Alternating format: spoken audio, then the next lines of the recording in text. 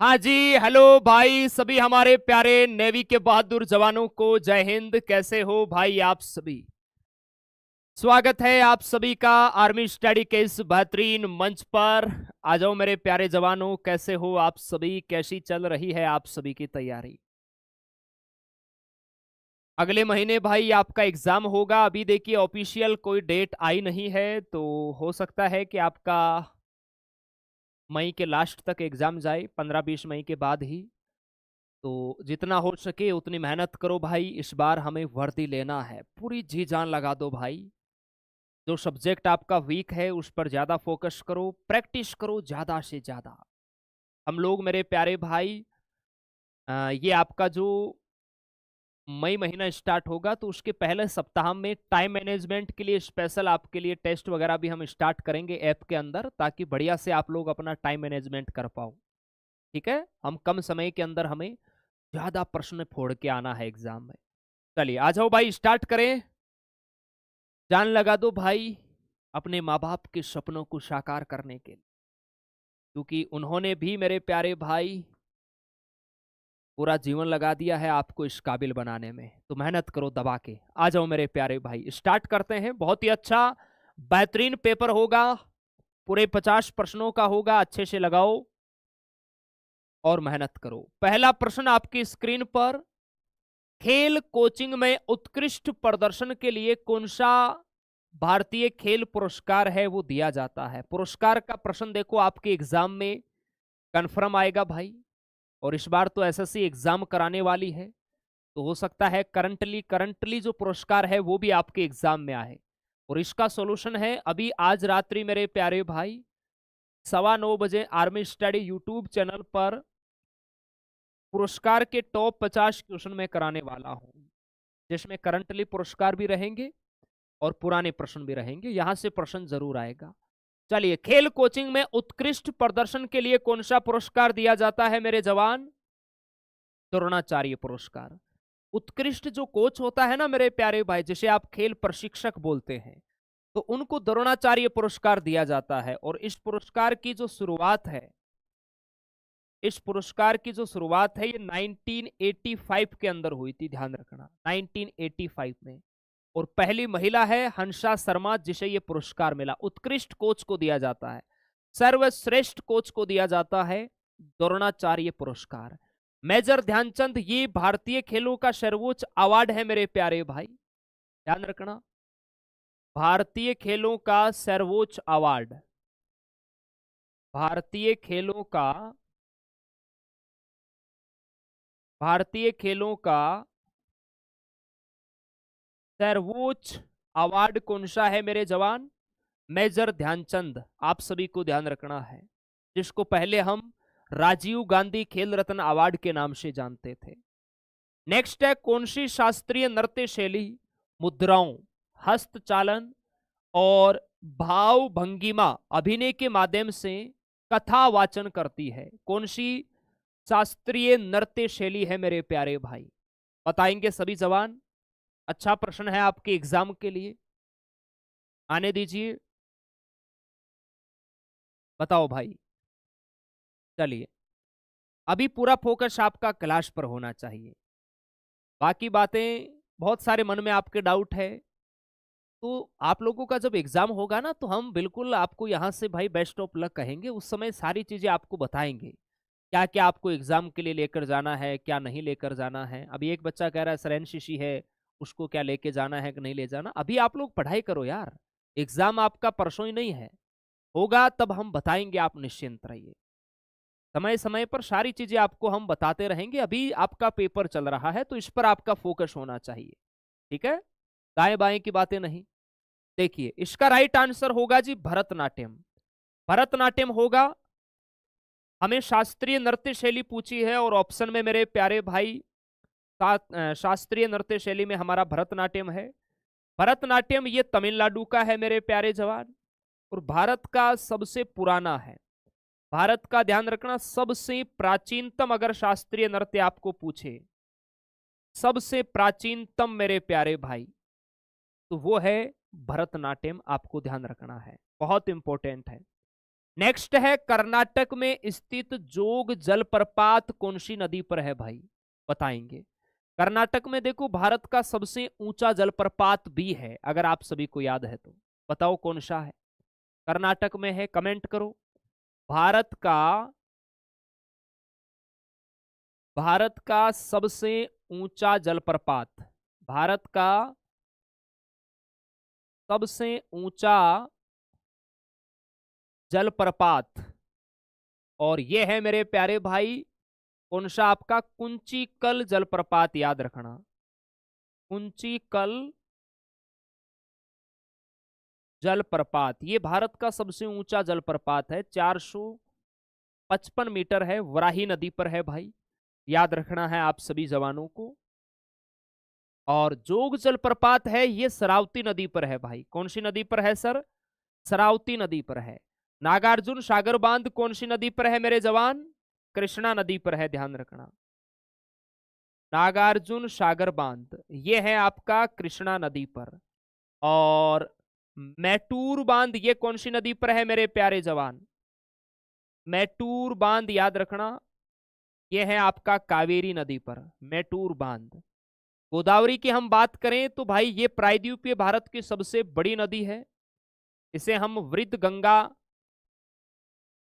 वृद्ध गंगा के नाम से भी जानते हैं, बूढ़ी गंगा है। इसके अलावा एग्जाम में एक प्रश्न आता है दक्षिण गंगा, दक्षिण गंगा भी हम किसे कहते हैं, गोदावरी को। प्रायद्वीपीय भारत की सबसे बड़ी नदी है गोदावरी, आप सभी जवानों को याद रखना है।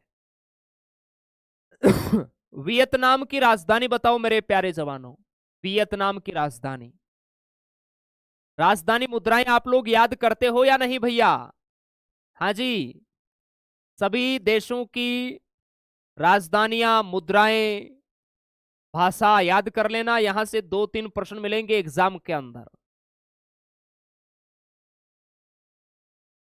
ओनली हार्ड क्वेश्चन लाइए सर, अच्छा भैया, एग्जाम में हर प्रकार का प्रश्न आता है। वियतनाम की राजधानी बताओ भाई। अब जितने देश हैं उन्हीं की राजधानी लाऊंगा भाई, मैं अपने आप से नया देश बना के लाऊं क्या। वियतनाम की राजधानी है लल्ला हनोई, कौन सी राजधानी है, हनोई। कल से मैं ऐसा करूंगा कि डेली मेरे प्यारे भाई 8-10 देशों की राजधानी, मुद्रा और उनकी मेरे प्यारे भाई जो भाषाएं हैं वो आपके लिए टाइप करवा के लाऊंगा, ताकि आप लोग डेली डेली हमारे साथ रिवाइज करो। खुद से तो आप पता नहीं पढ़ोगे या नहीं पढ़ोगे। गंगा के मैदानों की पुरानी कछारी मिट्टी क्या कहलाती है, गंगा के मैदानों की पुरानी कछारी मिट्टी क्या कहलाती है। देखो नई मिट्टी तो खादर कहलाती है, नई मिट्टी तो मेरे प्यारे भाई खादर कहलाती है, और पुरानी है वो बांगर कहलाती है, याद रखना है।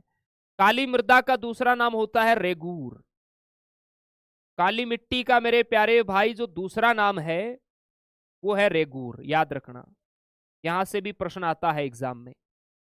चलिए नेक्स्ट है, निम्नलिखित में से कौन खुदाई खिदमतगारों के अहिंसक आंदोलन के संस्थापक थे, निम्नलिखित में से कौन खुदाई खिदमतगारों के अहिंसक आंदोलन के संस्थापक थे, सभी जवान बताएंगे। अच्छा प्रश्न है आपके एग्जाम के लिए, आने दो भाई।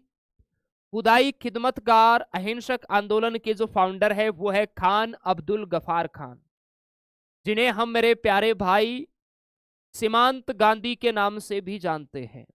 सीमांत गांधी, फ्रंटियर गांधी, बादशाह खान, बच्चा खान, सरहदी गांधी, और भारत रत्न पाने वाले पहले विदेशी नागरिक है, ये ध्यान रखना। भारत का जो सर्वोच्च नागरिक सम्मान पुरस्कार है भैया, भारत रत्न, भारत रत्न प्राप्त करने वाले, भारत रत्न प्राप्त करने वाले पहले विदेशी नागरिक, पहले विदेशी नागरिक खान अब्दुल गफार खान, आपको याद रखना है। नेक्स्ट है डॉटर ऑफ द ईस्ट पुस्तक है, ये किसने लिखी, डॉटर ऑफ द ईस्ट पुस्तक है, ये किसने लिखी मेरे जवानों, बताएंगे सभी जवान। डॉटर ऑफ द ईस्ट किसने लिखी मेरे प्यारे भाई, हाँ जी, डॉटर ऑफ द ईस्ट ये पुस्तक है भैया बेनजीर भट्टो की, ध्यान रखना, किसी भी देश की पहली मुस्लिम महिला प्रधानमंत्री बनी थी भाई बेनजीर भुट्टो, पाकिस्तान की बनी थी सबसे पहले। नेक्स्ट है, भारत ने कौन से वर्ष राष्ट्रमंडल खेलों में भाग लिया? कॉमनवेल्थ गेमों में भारत ने कब भाग लिया? देखो इनकी जो शुरुआत है, शुरुआत मेरे प्यारे भाई राष्ट्रमंडल खेलों की ये 1930 में हुई। हैमिल्टन कनाडा में इनका आयोजन हुआ था। भारत ने मेरे प्यारे भाई राष्ट्रमंडल खेलों में 1934 में भाग लिया, याद रखना है। भारत में आयोजन कब हुआ मुझे आप लोग बताओ, अगर प्रश्न आ गया भारत में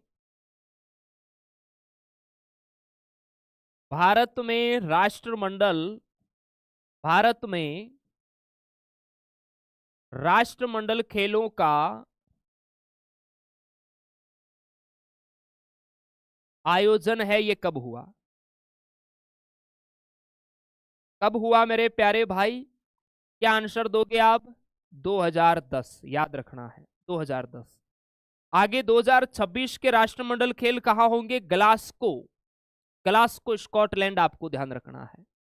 चलिए नेक्स्ट है, माउंट मैकिनले किस महाद्वीप का सर्वोच्च शिखर है मेरे प्यारे भाई? माउंट मैकिनले कहां का सर्वोच्च शिखर है मेरे प्यारे जवानों, बताओ मुझे। माउंट मैकिनले किस महाद्वीप का सर्वोच्च शिखर है?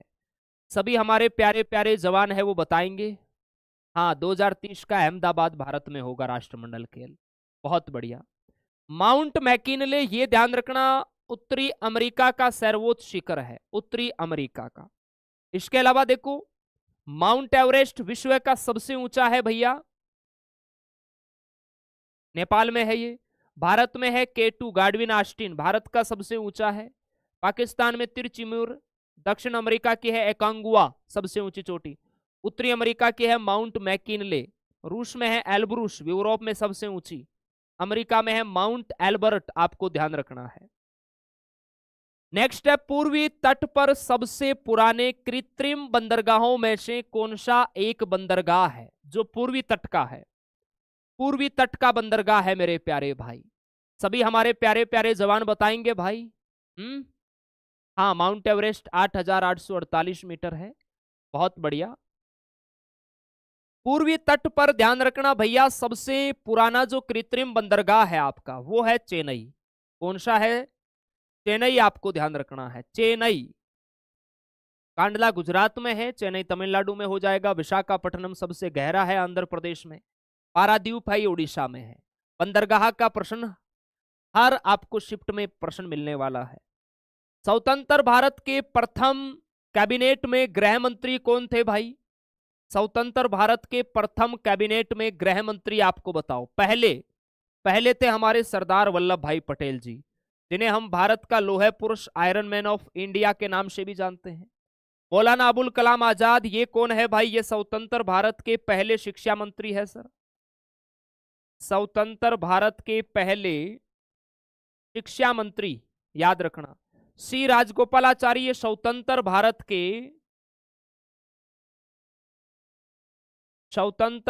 के पहले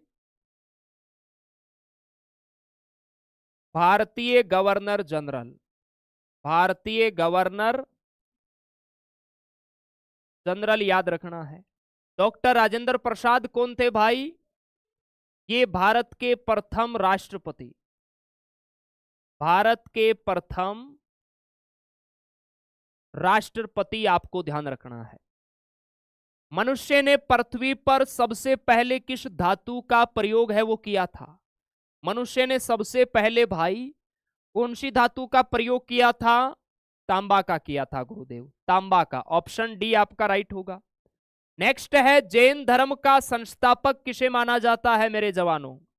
जैन धर्म का संस्थापक कौन है? जैन धर्म का संस्थापक आप कहोगे सर ऋषभ देव, आदिनाथ जिन्हें कहा जाता है, ये जैन धर्म के फाउंडर है भाई।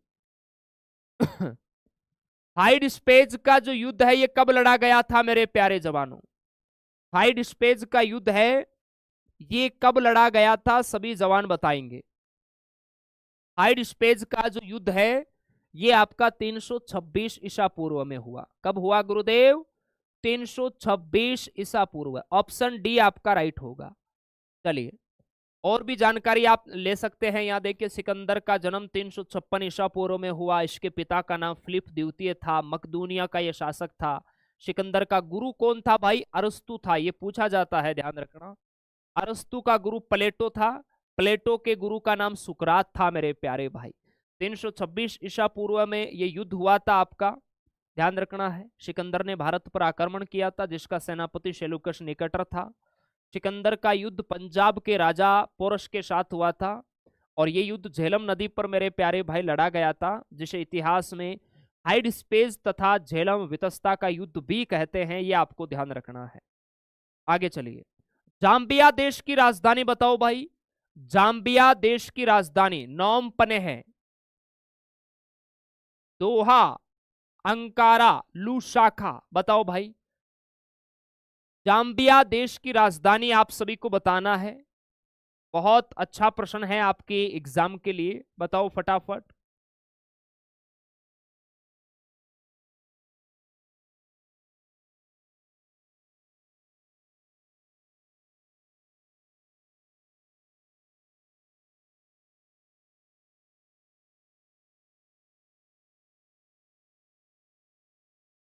चलिए तो बहुत बढ़िया, यहां पर ऑप्शन डी राइट हो जाएगा, लूशाखा। लूशाखा देखो, तुर्की की अंकारा है, कतर की दोहा है। नोम पन्हे ग्रह कार्य है। आपको कमेंट सेक्शन में बताना है कौन से देश की ये राजधानी है। नेक्स्ट है एनजीओ, गैर लाभकारी संगठन है। एनजीओ का पूरा नाम क्या है मेरे प्यारे भाई? नॉन गवर्नमेंटल ऑर्गेनाइजेशन, गैर लाभकारी संगठन। ऑप्शन बी आपका यहां राइट हो जाएगा, एनजीओ का पूरा नाम। हरेली त्योहार, अच्छा होली, सॉरी हरेली नहीं, हरेली तो छत्तीसगढ़ में है। होली त्योहार किस घटना से जुड़ा है भाई? होली फाल्गुन महीने में मनाते हैं हम, कौन सी घटना से जुड़ा है होली बताओ। कृष्ण का जन्म तो कृष्णमाष्टमी, राम का वनवास, प्रहलाद की रक्षा, महाभारत का युद्ध। प्रहलाद की रक्षा भाई, याद रखना है, इनकी रक्षा से ये जुड़ा हुआ है भाई, ध्यान रखना। अच्छाई का प्रतीक है, होली रंगों का त्योहार है, फाल्गुन महीने में हम लोग मनाते हैं। चलिए नेक्स्ट है भाई, स्तंभों का मिलान करें। खरीब, रबी और जायद, इनकी पहचान आपको करना है। ऑप्शन आपके सामने है, बताओ। देखो अगर मैं बात करूं रबी, रबी मेरे प्यारे भाई, रबी में देखो गेहूं आ जाएगा, चना आ जाएगा, सरसों, जो यानी बी के आगे 3 जाना चाहिए। बी के आगे यहां 2 है तो ये ऑप्शन नहीं होगा। बी के आगे यहां 1 है तो ये नहीं होगा। बी के आगे यहां 2 है, ये नहीं होगा। बी के आगे यहां 3 है तो हमारा ये हो जाएगा। बस एग्जाम में सभी का मिलान नहीं करना है, इतना समय नहीं मिलेगा हमें, मात्र 30 मिनट मिलेगा भैया। 30 मिनट में जितना जल्दी आप लोग टिक लगा सको उतना बढ़िया है। ओके चलिए, खरीब में देखो आपका चावल आ जाता है, जायद में सब्जियां आ जाती है। इस प्रकार आपको करना है, एक ऑप्शन को पकड़ो जिसके बारे में आपको ध्यान है, और उस ऑप्शन की सहायता से आप आराम से पहचान कर सकते हो। निम्नलिखित में से कौन सी गोवा राज्य की आधिकारिक भाषा है? बताओ भाई। गोवा पहले पुर्तगालियों का शासन था भाई, 450 वर्षों तक पुर्तगालियों ने शासन करा गोवा पर।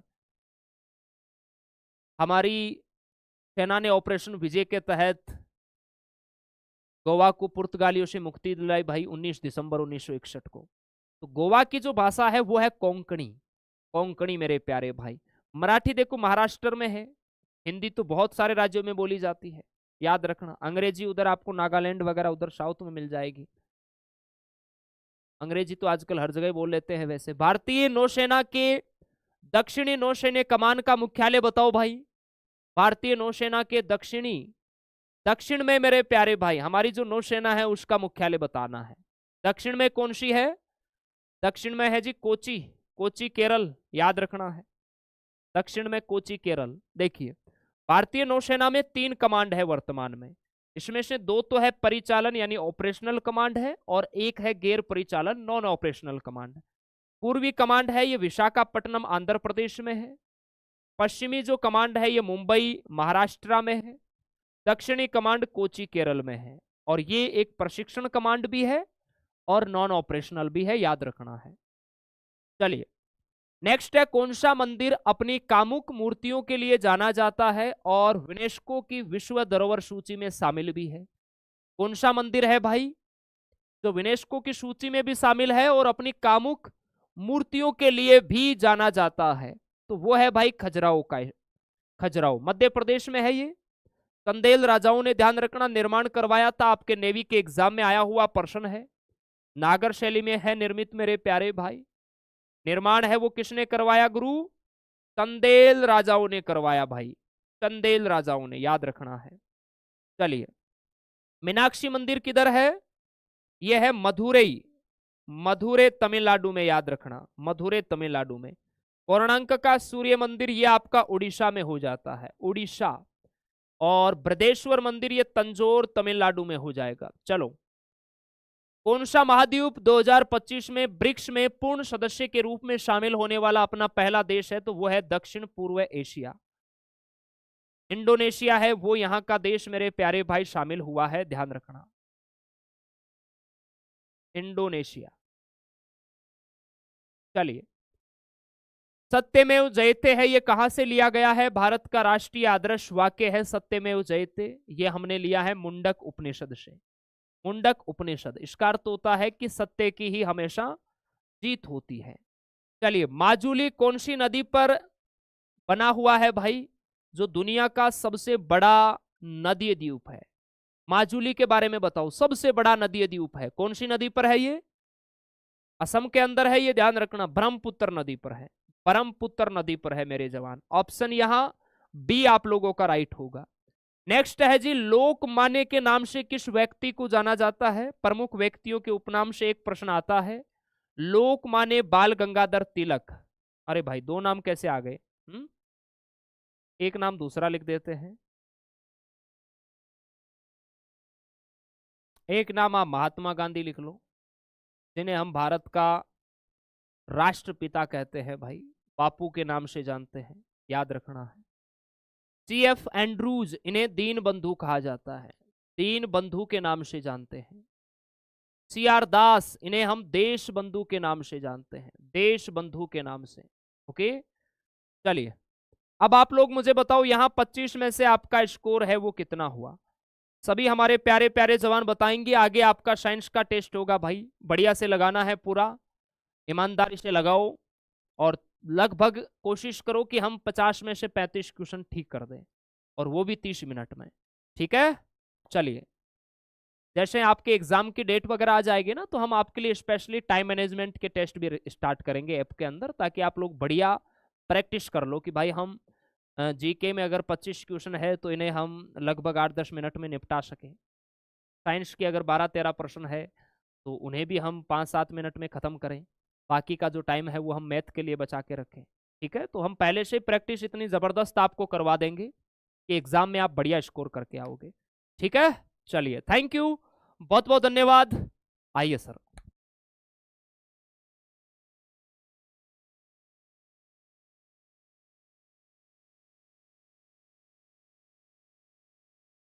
जय हिंद, नमस्कार सभी दोस्तों का एक बार फिर से स्वागत। आर्मी स्टडी के इस दमदार यूट्यूब प्लेटफॉर्म पर आप सभी का स्वागत। उम्मीद आशा है सभी अच्छे होंगे, मस्त होंगे और बढ़िया तैयारी में आप लोग जुटे हुए होंगे। आ जाइए दोस्तों, एमआर के जितने भी सोल्जर हैं, बिल्कुल हम अपने 13 सवालों पर बात करेंगे। और मैंने आपको पहले भी कहा था कि आप लोगों को ओरिजिनल टाइम मिलेगा मात्र 30 मिनट 50 सवालों के लिए। लेकिन मैंने पहले भी कहा था और आज फिर कह रहा हूं कि जब तक आपका एग्जाम डेट एक बार क्लियर नहीं हो जाता, तब तक हम अपने पेपर को इसी रफ्तार से एक बार चलाएंगे। जैसे आपका एग्जाम डेट डिक्लेयर होगा तो हम फिर आपको सुपर फास्ट भी टेस्ट देंगे, जो मात्र 30 मिनट में कंप्लीट भी करेंगे। तो इससे आपका हैबिट भी बना देंगे हम। चलिए, एक बार जितने भी बंदे हैं सेशन को लाइक करो, शेयर करो, और तैयार हो सभी? चलो फिर, जीके के बाद साइंस के सवालों पे आते हैं। 13 सवाल दोस्तों, 3 ही सब्जेक्ट हैं और त्रिकोणीय समीकरण बनाना है इसमें सिलेक्शन के लिए। ना पत्थर, खड़िया और संगमरमर किसके विविध रूप हैं? Calcium phosphate, calcium oxide, calcium hydroxide, calcium carbonate. बताइए दोस्तों, चूना पत्थर, खड़िया और संगमरमर किसके विविध रूप है? ये आपको उत्तर देना है जी। गुड गुड, शाबाश, आने दो देखें। चूना पत्थर, खड़िया और संगमरमर किसके रूप है? दोस्तों आपको पता होना चाहिए चूना पत्थर का सूत्र क्या है। CaCO3 है, तो यहां पर उत्तर आ गया भाई। जब आपको सूत्र पता हो तो आराम से आप उत्तर दे सकते हो। कैल्शियम कार्बोनेट होता है दोस्तों। देखो ये संगमरमर का भी, मार्बल का भी यही सूत्र होता है, कैल्शियम हाइड्रोक्साइड। ये दोस्तों इस तरीके का होता है, ये बुझा हुआ चूना होता है, ये ध्यान रखना है। कैल्शियम ऑक्साइड ये साबुत चूना होता है, बिना बुझा चूना है। ओके, ये ध्यान रखना है। कैल्शियम फॉस्फेट, अब इसमें डाईहाइड्रेट होता तो हम जिप्सम करते, अर्धहाइड्रेट होता तो पीओपी कर देते हम। किस विटामिन को थायमीन के नाम से भी जाना जाता है?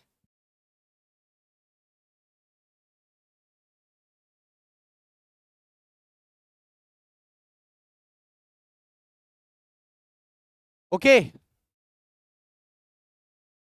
हुआ? लाइट झटका खा गई? हम तो ये है ना, कहीं नहीं जा रहे हैं भाई। थायमीन के नाम से किसको जाना जाता है दोस्तों? थायमीन होता है B1। देखो B3 तो होता है नियासिन, B12 होता है साइनोकोबालमिन,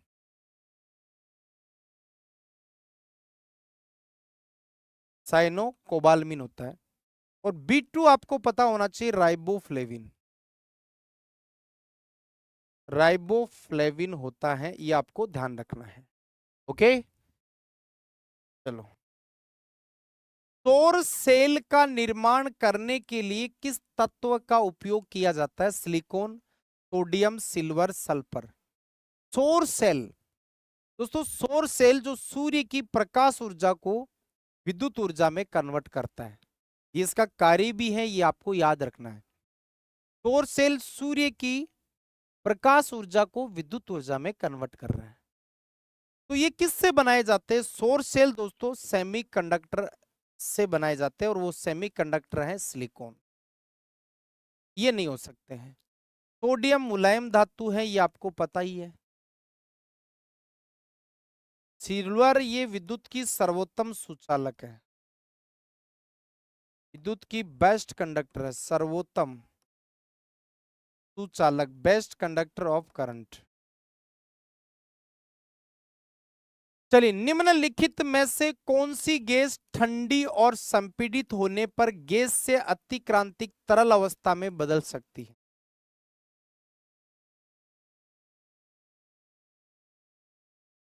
भाप, ऑक्सीजन, कार्बन डाइऑक्साइड या हाइड्रोजन? सवाल देखो क्या कह रहा है। कौन सी गैस ठंडी और संपीड़ित होने पर अतिक्रांतिक तरल अवस्था में बदल सकती है? बताओ, देखिए इसका उत्तर क्या होगा। शाबाश, वेरी गुड, आने दो फटाफट।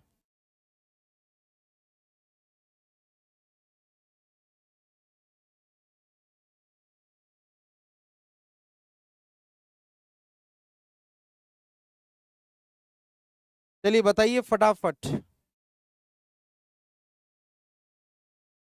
तो यहां पर दोस्तों सही जवाब होगा कार्बन डाइऑक्साइड। कौन सी होगी? कार्बन डाइऑक्साइड हो सकती है दोस्तों, ध्यान रखना है।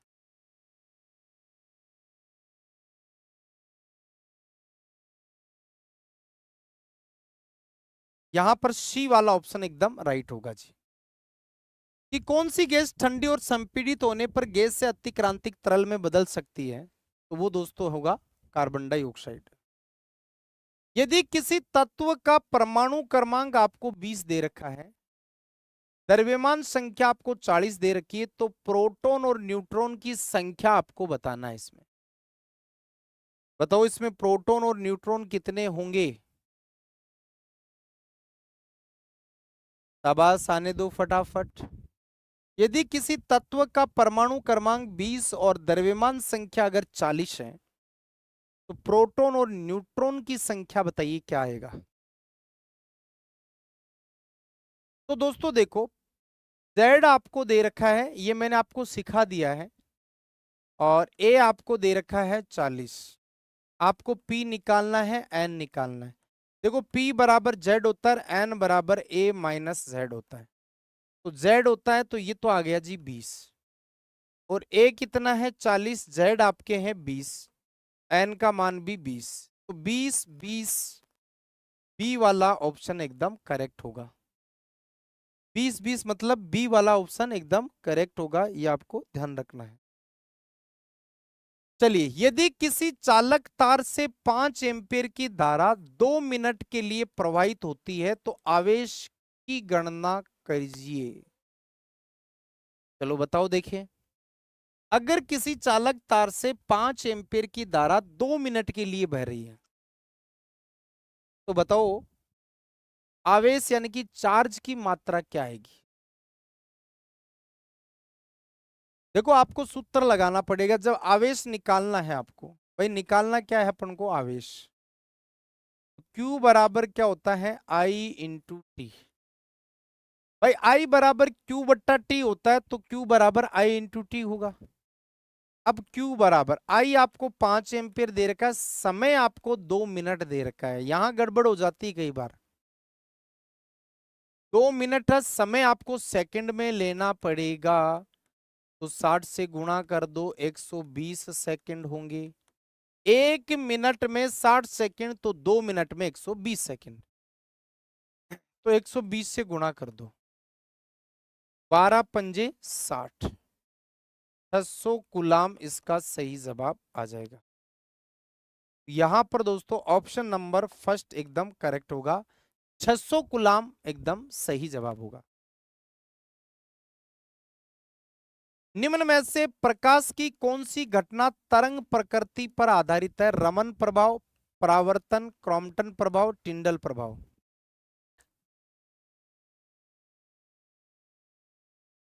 बताइए, तरंग प्रकृति पर आधारित कौन सी घटना है, ये आपको बताना है जी। तरंग प्रकृति पर कौन सी घटना आधारित है, ये बताइए। तो दोस्तों, तरंग प्रकृति का मैंने आपको एक तरीका बताया था कि जिसके लास्ट में नए या नए आता है वो सब तरंग प्रकृति पर है। तो यहां पर नए या आना है तो एक पे ही आ रहा है, परावर्तन ही होगा। बाकी रमन प्रभाव, क्रॉम्पटन प्रभाव, ये कण प्रकृति पर आधारित होते हैं, तीनों के तीनों। जिसके लास्ट में नए या न आता है ना, वो ध्यान रखना आपके तरंग प्रकृति पर होगा। शाबाश, एक बार सेशन को लाइक ठोको, देखे जितने भी जवान हैं, और आने दो अगले सवाल पे। H5N1 और H9N2 किस रोग के वायरस के हैं। स्वाइन फ्लू, बर्ड फ्लू, चूने से, यौन संबंध से। तो ये दो तो गलत ही है, ये तो माध्यम दे रखे हैं। आपको पूछ रहा है किसके वायरस है ये, उस बीमारी का नाम बताना है दोस्तों। वायरस किसके हैं, तो बीमारी का नाम पूछा आपसे। देखो, दोनों के बताता हूं, एक तो उत्तर है इनमें, ये तो कंफर्म होगा सही। यहां पर दोस्तों देखो, स्वाइन फ्लू का होता है H1N1 वायरस,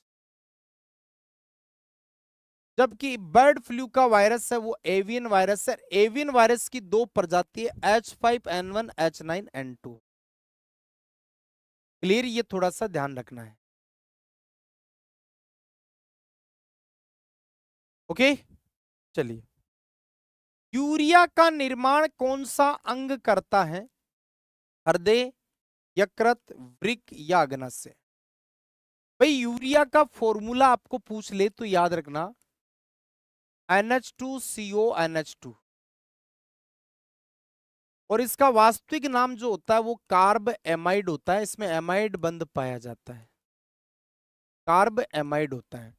तो यूरिया का निर्माण कौन सा अंग करता है, तो यहां पर उत्तर आ जाएगा दोस्तों, यूरिया का निर्माण हमारा लीवर करता है। निर्माण पूछा है, अगर वो कहता ना यूरिया का उत्सर्जन कौन सा अंग करता है, यूरिया को शरीर से बाहर कौन करता है, तो फिर वृक्क या किडनी उसका सही जवाब हो जाता। ओके, आ जाओ। इंसुलिन पाया जाता है, पाई जाती है, इंसुलिन किस में पाई जाती है? आलू के ट्यूबर में, अदरक के प्रकंद में, डहेलिया की गांठदार मूलों में, प्याज के बल्ब में।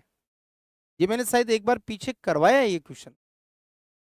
बताओ इंसुलिन किस में पाया जाता है? इंसुलिन किस में पाया जाता है बताइए। तो दोस्तों हम कहेंगे सर इंसुलिन पाया जाता है डहेलिया की गांठदार मूलों में। वैसे देखो इंसुलिन दोस्तों अग्नाशय ग्रंथि से बनने वाला, अग्नाशय ग्रंथि से बनने वाला एक जंतु हार्मोन है और प्रयोगशाला में बनाई गई पहली प्रोटीन का नाम इंसुलिन होता है, ये आपको ध्यान रखना है। क्लियर? लाइक ठोको इस बात पर जिसका सही हुआ है। गुड। एल्यूमिनियम को जंग से बचाने के लिए इसकी सतह पर एल्यूमिनियम ऑक्साइड की एक मोटी परत के निर्माण की प्रोसेस क्या कहलाती है? रोस्टिंग, एनोडीकरण, कैल्सिनेशन, गैल्वेनीकरण।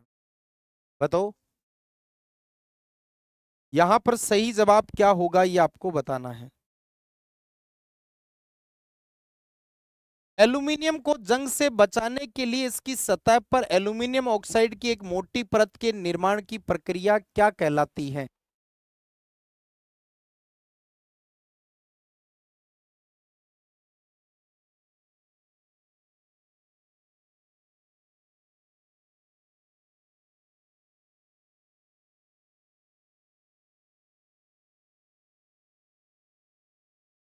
मेरे कई भाई गैल्वेनीकरण उत्तर दे रहे हैं, मुझे पता था चांस तो इसी पे जाएगा आपका।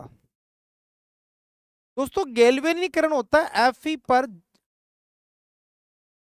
जर्डन की परत चढ़ाना, आयरन पर जिंक की परत चढ़ाना होता है, जबकि एल्यूमिनियम वाला सवाल आए तो एनोडीकरण कहलाता है। आयरन पर अगर जर्डन की परत चढ़ाने को बोलता तो फिर आपका सवाल होता गैल्वेनीकरण। इसको हम हिंदी में यसद लेपन कहते हैं, यसद लेपन के नाम से भी इसको जानते हैं। चलिए एक रिएक्शन दे रखी है, इसमें उत्पादों के अंदर परमाणुओं की कुल संख्या आपको बतानी है जी। बताइए उत्पाद किधर होता है रिएक्शन में? उत्पाद होता है दाई साइड में, बाई साइड में तो क्रियाकारक होता है। तो ये देखो ये है उत्पाद, ये इस साइड ये उत्पाद है। अब इसमें परमाणु टोटल गिन लो कितने। तो देखो Fe आयरन तो आपके पास 3 है, ऑक्सीजन आपके पास 4 है, हाइड्रोजन आपके पास 8 है। 8 4 12 3 15, टोटल परमाणु है 15। और यहां पर 15 जिसने दिया है, और ये सवाल रिपीट हुआ है एक सवाल मुझे पता है। चलिए लास्ट क्वेश्चन अपना, जनरेटर के काम करने के पीछे मुख्य सिद्धांत क्या है? द्रव्यमान का संरक्षण, तापीय विस्तार, गतिज ऊर्जा, विद्युत चुंबकीय प्रेरण। जनरेटर होता है दोस्तों जिसको हम डायनेमो भी कह सकते हैं। क्या कह सकते हैं? डायनेमो, जो यांत्रिक ऊर्जा को विद्युत ऊर्जा में कन्वर्ट करता है। तो आपको ये पूछ रहा है कि जनरेटर किस सिद्धांत पे काम करता है, तो जनरेटर का सिद्धांत होता है विद्युत चुंबकीय प्रेरण, EMI के सिद्धांत पर काम करता है। ये आपको ध्यान रखना है। अब बताओ दोस्तों 13 सवालों में साइंस के कितने सवाल आपने एकदम करेक्ट किए हैं? ओके चलिए मिलेंगे दोस्तों नेक्स्ट सेशन में और नए सवालों के साथ। बस टेस्ट लगाते रहो, जब तक डेट नहीं आए तब तक हम इसी रफ्तार से चलेंगे, उसके बाद सुपर फास्ट। 9:15 बजे होता है स्पेशल क्लास, वो भी आप लगाया करो। आज जीके का है, कल साइंस का होगा। जय हिंद, जय भारत।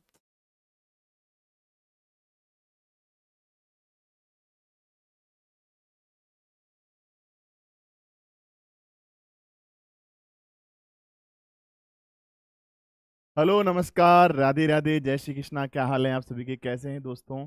उम्मीद है आप बड़े अच्छे होंगे, स्वस्थ होंगे, मस्त होंगे। यस मेरे प्यारे भाई, कैसे हैं आप सभी? सर बहुत अच्छे हैं सर, जोरदार हैं, ज़बरदस्त हैं। यस, राधे राधे, जय श्री कृष्णा, हर हर महादेव। स्टार्ट करते हैं मेरे प्यारे भाई। पहला सवाल आज की क्लास का, अच्छा क्वेश्चन आपकी स्क्रीन पर है। यस दोस्तों, आ जाइए मेरे भाई, करिए इस क्वेश्चन को फटाफट से। उस समकोण त्रिभुज का क्षेत्रफल बताइए जिसका आधार 22 सेंटीमीटर है ना, और उस आधार की संगत ऊंचाई जो है 15 सेंटीमीटर है। मेरे भाई त्रिभुज का क्षेत्रफल निकालना है, और वो भी समकोण त्रिभुज का।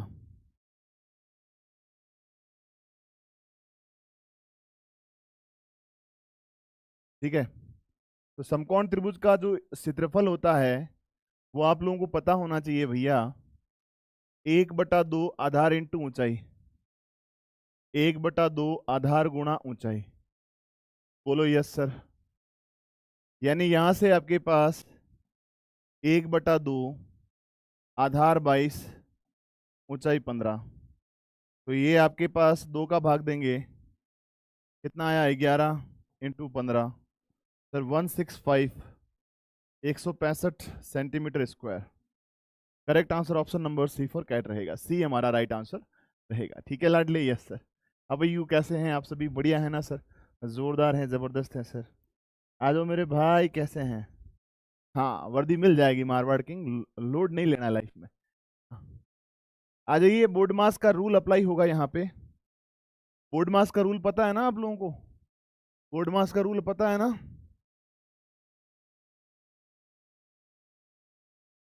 छोटा ब्रैकेट, मंझला ब्रैकेट, फिर बड़ा ब्रैकेट, फिर का, डिवाइड, मल्टीप्लाई, जोड़ और बाकी। तो यहां से दोस्तों आपने कहा 9 में से 1 घटाया सर, कितना रहा 8। क्या रहा मेरे भाई? 8 रहा, है ना। 3 बड़ा ब्रैकेट 4 प्लस 2 छोटा ब्रैकेट 42 माइनस 4 छोटा ब्रैकेट 9 माइनस 1 है। 9 में से 1 घटाएंगे कितना रहेगा? 8। 8 चौ कितना रहा? 32। बोलो यस सर। माइनस किस में से करेंगे? 42 में से। 42 में से 32 घटाएंगे कितना रहेगा सर जी? 10। ये 10 रहा, 10 का 2 से गुणा करेंगे कि बाहर है ये चीज, और फिर अंदर आपके पास 4 प्लस 2 इंटू 4, 2 इंटू 10 20 प्लस 4 कितना रहा? 24। और इसके बाहर कितना है सर? 3 है। 3 का 24 से गुणा करेंगे ना सर, हमारे पास कितना रहेगा? 24 या 72। 72 is the correct answer for the question. Yes sir. हाँ आ जाओ भैया, अगला सवाल।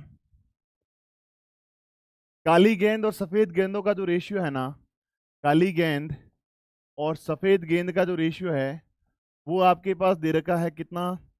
7:4। एक बैग में काली और सफेद गेंद जो है उनका रेशियो दे रखा है 7:4। मेरे भाई प्रश्न में पूछा गया कि यदि उस बैग में 44 सफेद गेंद है, कितनी गेंद है सफेद? सर 44। तो बताइए बैग में गेंदों की कुल संख्या कितनी है? अगर 4 किसके बराबर है? 44 के, तो 1 किसके बराबर होगा? 11 के, है ना। क्योंकि यहाँ पे सफेद गेंदों की संख्या कितनी है? 4। 4 बराबर है 44 के, तो 1 किसके बराबर होगा? 11 के। मैंने कहा मेरे भाई कुल गेंद की संख्या, कुल गेंद कितनी है? 7 प्लस 4 11। 11 का मान आपको चाहिए सर। 1 बराबर 11, तो 11 बराबर क्या रहेगा आपके पास? 11 इंटू 11 सर, ये 121 रहा। कितना रहा? 121। बोलो यस सर। 121 कर लोगे क्या? चलो अगला क्वेश्चन देखिए। अच्छा प्रश्न है, थोड़ा सा आसान देखिएगा, लैंग्वेज को देख के डरना नहीं है। अभिषेक अपने लैपटॉप का मूल्य क्रम मूल्य से 80% ज्यादा लिखता है सर। Very good. वह अपने ग्राहक को अंकित मूल्य पर 25% छूट देता है, वह लाभ परसेंट क्या है? बताओ। यानी अगर कोई वस्तु 100 की है, उसने उस पर 80% बढ़ा के लिखा। कितना लिखा? 80% बढ़ा के लिखा। फिर उसके बाद उसने 25% का छूट भी दिया है। अब हमसे पूछा गया है लाडले कि बताइए सर, बताइए सर लाभ प्रतिशत कितना है? ठीक है, तो दोस्तों यहां पे कहा आपने कि कोई वस्तु 100 रुपए की है। कोई वस्तु कितने रुपए की है सर? 100 रुपए की। उस पे आपने 80% बढ़ा के लिखा, यानी आपका एमआरपी कितना है लाडले मेरे प्यारे भाई? वो 180 है। अब आपने कहा नहीं सर मैं इस पे छूट दूंगा। दुकानदार है, बड़ा दिलेर है, छूट दे रहा है ना। तो यहां पे अगर वो छूट दे रहा है 25% की, तो इसमें वो 25% कम कर रहा है। यानी मेरे भाई वो 180 गुणा 75/100 में उस वस्तु को बेचता है। किसको? दुकानदार किसी ग्राहक को बेचता है। ये उसका विक्रय मूल्य है सर। अब आप एक सिंपल सी बात समझिएगा, यहां से कैलकुलेशन का गेम है सर मेरे भाई। 25 तिया 75, 25 चौक 100, 180 गुणा 3/4 है लाडले। 4 का भाग 180 में देंगे तो ये 45, 45 गुणा 3 करेंगे ना सर, 135 आएगा। यानी मेरे भाई आप 100 रुपए की चीज खरीदे थे, 135 में बेचे हैं सर। तो क्या हुआ सर? लाभ हुआ सर। क्या हुआ सर? लाभ हुआ। कितने का सर? 35% का। कितने का सर? 35% का। कितने का सर? 35% का। ठीक है, बोलो यस सर।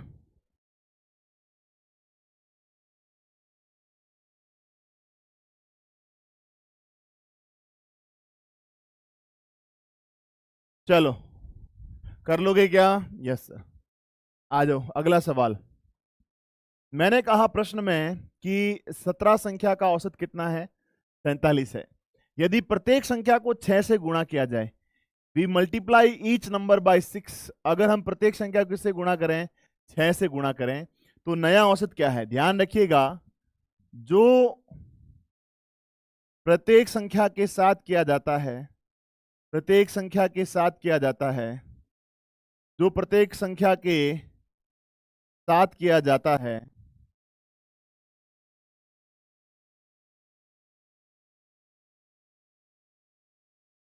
वह औसत के साथ भी किया जाएगा।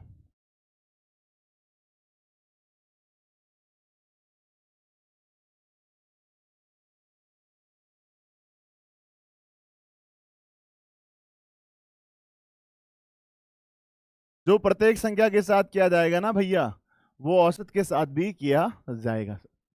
याद आया? Yes sir. तो आपने कहा सर प्रत्येक संख्या को 6 से गुणा किया, तो मेरे भाई यहाँ पे औसत जो नया रहेगा ना, नया औसत जो रहेगा ना लाडले, वो आपके पास 47 गुणा 6, 6 चौक 24, 6 7 42 सर, ये 282 रहा सर। अब भैया बताओ कर लोगे क्या? Yes sir. चलो अगला सवाल देखिए। x आपको मालूम है ना, π/3 का मतलब होता है 60 डिग्री, π/6 का मतलब होता है 30 डिग्री, π/4 का मतलब होता है 45 डिग्री, और π/2 लिखा हुआ मिले तो वो होता है 90 डिग्री। ये कुछ वैल्यूज होती हैं जो आपको याद करनी है। तो भैया यहाँ पे x cos π/3 minus sine π/6, x tan π/6 गुणा, ये डॉट का मतलब गुणा है, cot π/3 x गुणा cos π/3 का मतलब है cos 60 डिग्री माइनस साइन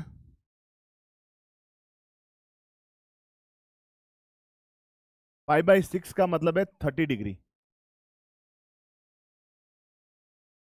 बराबर x tan π/6 tan 30 डिग्री और cot π/3 यानी 60 डिग्री। मेरे भाई यहां से x tan 30 डिग्री का मान √3 रहा, और ये आपके पास tan 30 डिग्री का मान √1/√3 है, cot 60 डिग्री का मान ये भी 1/√3 रहा। वेरी गुड, शाबाश। x cos 60 डिग्री का मान मेरे भाई, cos 60 डिग्री का मान 1/2 होता है, माइनस साइन 30 का वैल्यू भी 1/2 होता है। अब आपके पास एलसीएम लेंगे हम, यहां पे 2 आया, ये x -1 रहा, बराबर आपके पास x बटा नीचे क्या रहा? 3। ठीक है, क्योंकि √3 का √3 से गुणा होगा, √3 का √3 से गुणा होगा, हमारे पास क्या बनेगा सर? 1/3। ठीक है, बोलो यस सर। अब यहां से इस 3 को आपने इधर भेजा, तो 3 का इधर से गुणा करेंगे, 3x -3 बराबर क्या रहा लाडले? 2x रहा। ये हमने इससे इधर भेजा, अब इसको हम इधर भेजेंगे सर, माइनस के 3 को हम इधर भेजेंगे, तो 3 में से 2 घटाएंगे ना सर, केवल x रहेगा, बराबर क्या रहेगा सर? 3। x का मान कितना है लाडले? 3 है सर। एक्स का वैल्यू कितना है सर? 3 है। क्या है सर? 3। ठीक है जी, हाँ। The value of x is what? 3। तो ये ट्रिमेंडियस क्वेश्चन है, इसको अच्छे से देखिएगा, 100% हो जाएगा। ठीक है। 25 श्रमिक एक काम को 10 दिन में करते हैं सर। 20 श्रमिक वही काम कितने दिनों में करेंगे? ये मेरा क्वेश्चन है सर। बताइए सर, इतना आसान जिसकी कोई सीमा नहीं है सर, है ना? फटाफट से आंसर आने दो। विकी बेटा पढ़ लो, जाना कहीं नहीं है, दुनिया जो चाहे कहे, आपको पढ़ने पे ध्यान देना है। m1 इंटू डी वन बराबर m2 into D to, 25 into 10 बराबर 20 इंटू एक्स। तो हमारे पास x बराबर 25 इंटू 10 बटा 20। सर ये हमारे पास x का मान 25 बटा कितना रहा? 2 रहा। The value of x is what? 25/2। D for dog. अब देखिए, x4 प्लस 3x² माइनस 4 ये कैसे प्राप्त होगा सर? ये बहुत अच्छा सवाल है। मतलब कहते हैं ना कि वो क्वेश्चन जो देखते ही बन जाए, वैसा सवाल है ना? सर आरएमजीडी का पेपर टाइम हो गया। अभी नहीं हुआ भैया, अभी तो 8 मिनट पड़े हैं बेटा। तुम क्वेश्चन देख के जाओ पहले। ये क्वेश्चन देखो, कितना प्यारा क्वेश्चन है ना मेरे भाई? इतना प्यारा क्वेश्चन है जिसको देखकर तुम्हें प्यार हो जाएगा। सर अब इस क्वेश्चन को कैसे करें? हम गुणनखंड निकालने बैठेंगे सर, हम तो फंस जाएंगे sir. We can not do it sir, you definitely. अब बताइए, बताइए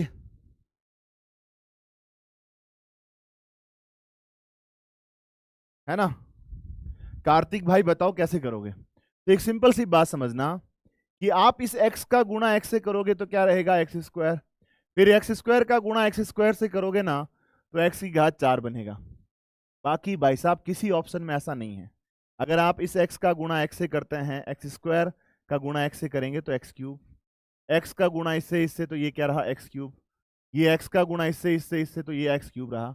तो you must say it is possible, A is the only question which can be the right answer। बस समझ रहे हो? इतना बड़ा क्वेश्चन, इतना टफ क्वेश्चन, लेकिन ऐसे करना है। ठीक है, हाँ। क्वेश्चन नंबर 47, निम्न में कौन सा बहुपद त्रिपदी है? त्रिपदी का मतलब समझिए, वह बहुपद जिसमें चर व अचर के 3 पदों, चर व अचर के 3 पद हों। बताइए सर कौन सा है? इसमें तो सर 2 पद है, ये 2 पद, ये 2 पद। क्या रहेगा सर? सी। बेटा देखो, जिस दिन हार्ड लेके आता हूं ना उस दिन हालत खराब हो जाती है। जिस दिन थोड़ा सा इजी लाता हूं तुम बोल देते हो हार्ड लेके आओ। भाई मुझे लाने दो क्वेश्चन को, मैं चूज करके ही लाता हूं, मुझे पता है कौन सा सही है कौन सा नहीं है ना? -5,1 किस चतुर्थांश में संभव है? दोस्तों एक चीज बता देता हूं तुम्हें, अगर आपने बैच परचेज किया है या नहीं किया है, आप सभी के लिए जो है हमारी टीम ने एडवांस मैथ का जो सेक्शन है बिल्कुल फ्री कर रखा है। आराम से आप जाके पढ़ सकते हैं। ये चीज़ें एडवांस में तो मैंने पढ़ाई है, आराम से आप पढ़ सकते हैं। You definitely analysis all the things, okay. अब यहाँ पे साइन प्लस प्लस रहता है, ये माइनस प्लस रहता है, यहाँ दोनों कोऑर्डिनेट नेगेटिव के रहते हैं, ये आपके पास माइनस प्लस रहेगा। तो मुझे बताइए माइनस प्लस ये कोऑर्डिनेट कौन सा है सर? दूसरा, यानी राइट आंसर क्या रहेगा? B for boy. ठीक है, चलिए। वर्ग की भुजा एवं उसके विकर्ण की लंबाई का रेशियो, ये ए है वर्ग की भुजा, और उसका जो विकर्ण होता है ना सर, वो हमारे पास √2a रहता है। दोस्तों यहां से a से कट गया, 1 अनुपात क्या रहा? √2। तो राइट कौन सा रहेगा sir? Option number C for cat रहेगा सर। ठीक है, हाँ, इसमें बी तो था भाई। ठीक है, आ जाओ। इसमें एक त्रिभुज जिसके शीर्ष आपको दे रखे हैं सर, ये त्रिभुज है जिसके शीर्ष आपके पास 2,3 माइनस का 3 -1,0 और 7, -6 है। इसके परिकेंद्र का मतलब है कि ये तीनों जहां पे मिलते हैं ना, उसका निर्देशांक बताना है। परिकेंद्र का मतलब है जहां पे तीनों मिलते हैं ना सर, उसके निर्देशांक बताना है। तो उसके लिए मेरे भाई आप यहाँ पे x1, x2 और x3 लिखिए। x1 plus x2 plus x3 बटा 3, तो ये 2 प्लस 7 और ये माइनस का 1 बटा 3, 9 माइनस 1 8 बटा 3। सर इसमें नहीं है, इसमें नहीं है, इसमें नहीं है, लीजिए। इसी प्रकार से हमारे पास y1, y2 और y3 इनका योग बटा भी 3 होता है सर, इनका भी जोड़। y1 ये रहा, y2 ये रहा और y3 ये रहा, कोई लोड नहीं है। आप -3 + 0 करोगे और -6 करोगे तो देखिए -3 + 0 -6 बटा 3, सर -9 बटा 3, ये माइनस का 3 रहा। तो देखिए एक तो आपके पास 8,3, दूसरा -3। ऑप्शन नंबर ए करेक्ट है सर। आज के पेपर में बताइए 12 क्वेश्चन जो थे उसमें कितने सही हो रहे हैं। अपने अंदर का जो सेल्फ एनालिसिस है उसे जगाइए सर। अभी लेवल ऑफ क्वेश्चंस में बढ़ाता रहूंगा, डिफिकल्ट भी आएंगे, ये गारंटी है। मेहनत करते रहिए, क्योंकि मेहनत करते हैं उसे दुनिया की कोई ताकत नहीं रोक सकता। Thank you so much. Radhe Radhe.